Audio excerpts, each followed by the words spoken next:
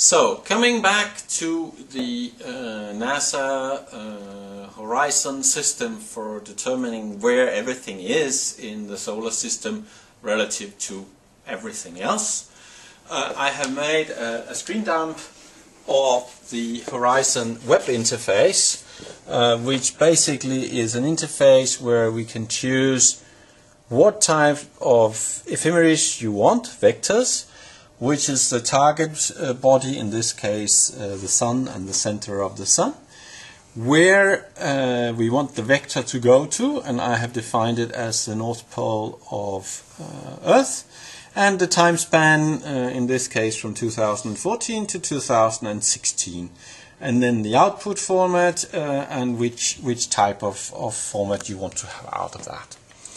And out of that comes a file which is fairly big. I'm only here giving you the top of it. It gives the physical property that's been used in the system to actually produce the file. It has a series of information about which is the target body, which is the center of the universe for these vectors they have, and then in the end I've taken only one record out, which is has a date, and then the distances in the vector to from and to this point. And that is then defined, and one can read the details of where that is, but basically it's a vector in the coordinate system with the Sun as the center and the planet plane and the direction defined of where the North Pole, in this case, of Earth is at a given time. And I have chosen here to have them every hour, with the then interpolating for our simulations of where we are and where we are going.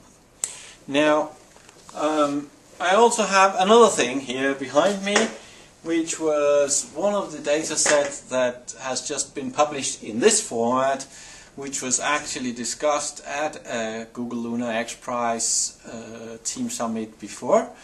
It's a very beautiful picture of the Moon, with the altitude, the relative altitude of the Moon, and based on the satellite data of the satellite currently orbiting the Moon, and I find the picture very, very beautiful, and we had a presentation about it a couple of years ago. And this is the data set that we will be basing ourselves on when we get as far as to plan our landing on the Moon. It will give us the altitude in 100 meters grid on the Moon, and for the rest we will need to use visual signals. At least that's how it looks right now. The interesting thing to note, which is well known in these in Moon circles, is that we go from 10,000 meters to approximately 10,000 meters below.